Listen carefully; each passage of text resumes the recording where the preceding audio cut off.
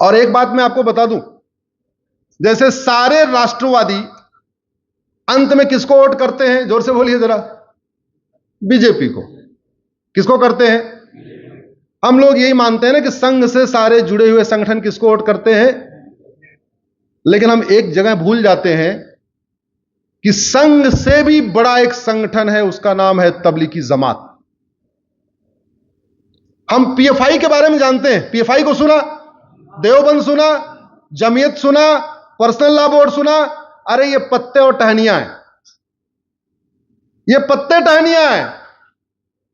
उसका मुख्य पेड़ है तबलीगी जमात, जिसकी स्थापना संघ के काउंटर में ही 1926 में हुई थी।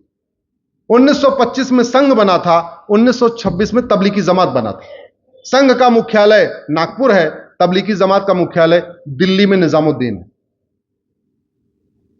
संघ का लक्ष्य पूरी दुनिया को हिंदू बनाना नहीं है, लेकिन तबलीगी जमात का लक्ष्य पूरी दुनिया को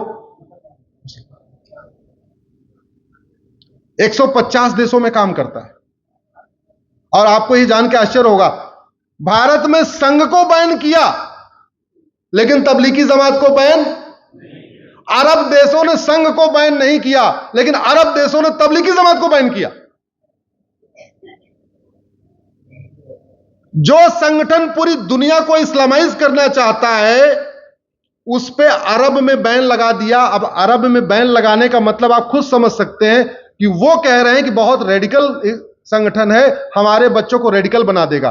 और हमने उसका मुख्यालय भारत की राजधानी में बना रखा है। और हम क्या करते हैं, जब कुछ भी कराऊं, छापा मारेंगे किस पे? पीएफआई पे छापा मारेंगे, इस पे छापा मारेंगे, उस पे। मतलब कुल मिला के हम कभी पत्ती तोड़ते हैं, कभी टहनी तोड़ते हैं, कभी टहनी को हिलाते हैं। पेड़ क्या है? और क्यों नहीं इस पे चर्चा हुई? ध्यान ही नहीं दिया, सोचा ही नहीं। जैसे संघ के 50 संगठन हैं अपने, विद्यार्थी परिषद, अधिवक्ता परिषद, भारतीय मजदूर संघ, ऐसे है ना। उसके 100 संगठन है, उसके 100 संगठन है और 150 देशों में काम करता है।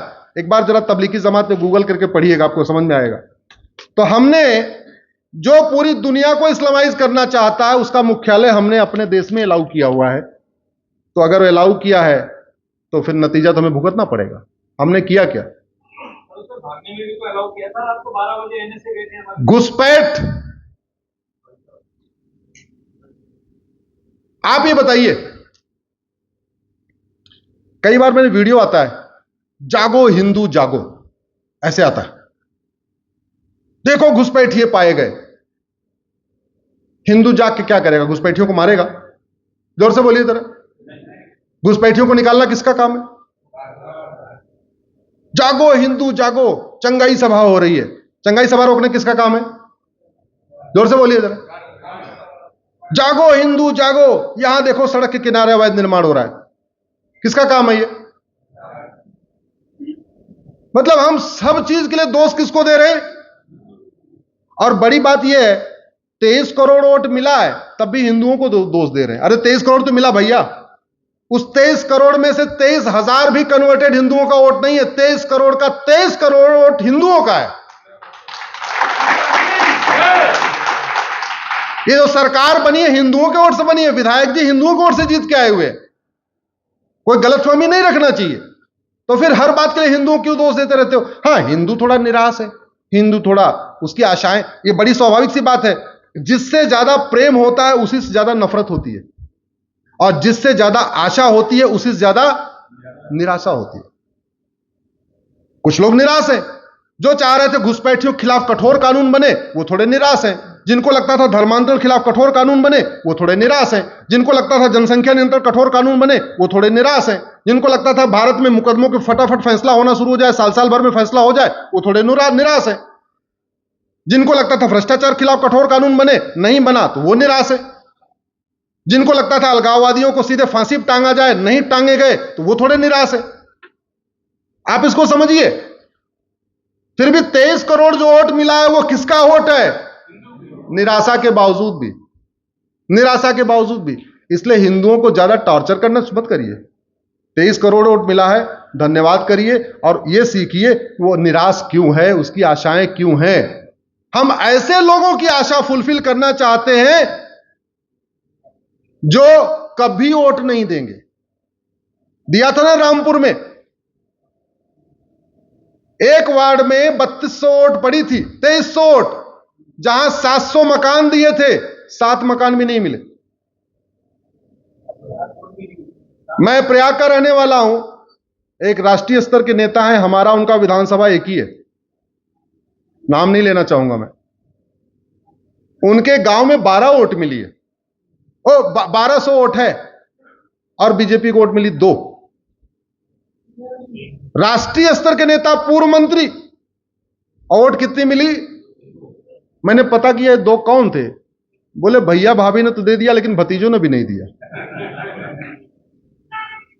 अरे भैया, हमें उन कहते नहीं। और ये राष्ट्र, देखिए, बात केवल हिंदू और कन्वर्टेड हिंदू की नहीं है, भारत की संस्कृति की है। हमारी संस्कृति मिटती चली गई। अलग बात है कि अगर आप कविता पाठ कराओगे और 20-50 हजार रुपए दोगे तो आके लोग बोलेंगे कुछ बात है कि हस्ती मिटती नहीं हमारी। कुछ कवि ऐसा बोल सकते हैं, बोलते भी है ना, मीठा झूठ परोसते रहते हैं, कुछ बात है कि हस्ती मिटती नहीं। अरे भैया, दुर्योधन का ननिहाल गंधार देखते देखते कंधार हो गया, अफगानिस्तान बन गया। राजा भरत का ननिहाल कैकेयी, जहां से माता कैकेयी आई थी, वो पाकिस्तान बन गया। वेस्ट पंजाब पाकिस्तान में चला गया, ईस्ट बंगाल बांग्लादेश बन गया। भारत के 9 राज्यों से खत्म हो गए, 800 जिलों में से 200 जिलों में खत्म हो गए, 6000 तहसीलों में से 1500 तहसीलों में खत्म हो गए। भारत के बॉर्डर पे 300 तहसीलें हैं, 300 की 300 तहसीलों से खत्म हो गए।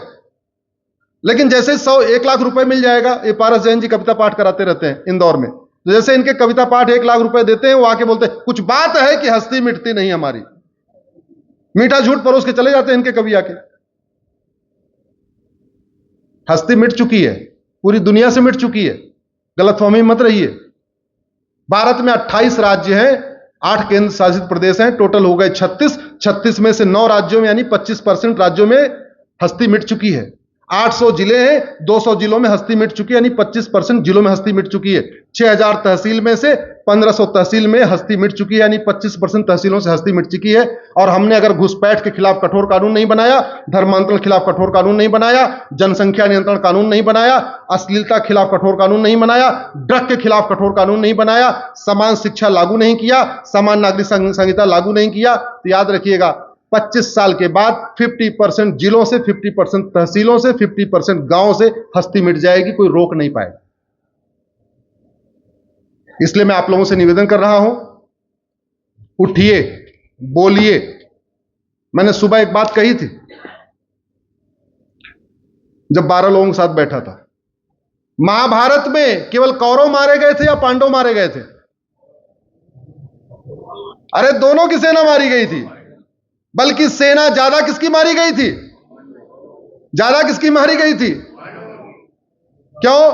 क्योंकि पर डे भीष्म पितामह मार रहे थे। क्या महाभारत रुक नहीं सकता था? क्या रुक सकता था? क्यों नहीं रुका? एक नहीं, अनेक कारण है। भीष्म के लिए अपनी प्रतिज्ञा सबसे ऊपर थी, उनके लिए राष्ट्र प्रथम नहीं था। द्रोणाचार्य जी के लिए हमने नमक खाया है, हम राज सत्ता के साथ रहेंगे, उनके लिए राज प्रथम था, राष्ट्र प्रथम नहीं था। कर्ण के लिए मित्र प्रथम था, राष्ट्र प्रथम नहीं था। कृपाचार्य के लिए चूंकि कुल गुरु थे, उनके लिए कुल प्रथम था, राष्ट्र प्रथम नहीं था। और सैनिकों के लिए अपनी ड्यूटी प्रथम थी, राष्ट्र प्रथम नहीं था। अगर भीष्म ने विद्रोह किया होता, महाभारत होता क्या? जोर से बोलिए जरा। द्रोणाचार्य ने विद्रोह किया होता, महाभारत होता क्या? कृपाचार्य ने विद्रोह किया होता क्या? कर्ण विद्रोह करता होता क्या? बाकी छोड़ो, सेनापतियों ने विद्रोह कर दिया होता तो होता क्या? तो मारे गए दोनों, और ज्यादा कौन मारा गया? पांडव, जो धर्म के रास्ते पे थे। मैं इसलिए कह रहा हूं, इस सैटरडे संडे में आपके बीच में हूं। पिछले सैटरडे संडे में जबलपुर, मैहर, सतना था। जबलपुर में आर्मी कैंट के पास एक पहाड़ी है, सारे बांग्लादेशी आके बस गए, सारे। और वहां एक नया मोहल्ला है, जबलपुर का कोई है क्या इधर? एक वहां नया मोहल्ला है, पता करिएगा, है ना नया मोहल्ला। उस नया मोहल्ला में 90% सिंधी रहते थे, सारे पाकिस्तान से आए। 1947 में उसका नाम ही नया मोहल्ला रखा गया, क्योंकि वहां सारे सिंधुओं को, एक ट्रेन आई होगी, 2 ट्रेन आई होगी, सारा वहां रोक के वहीं उनको बसा दिया गया। और उस नया मोहल्ला के 90% सिंधी पलायन कर चुके हैं। तो 2047 में पलायन किए सिंध से, और 1947 में पलायन किए सिंध से, और 2017 में पलायन किए जबलपुर के नया मोहल्ला से। कब तक चलेगा पलायन? पलायन रुके, भारत की संस्कृति रुके, भारत की परंपरा मजबूत हो, भारत का दर्शन मजबूत हो, यही भारत का संविधान भी कहता है, और यही भारत की सरकार की ड्यूटी भी है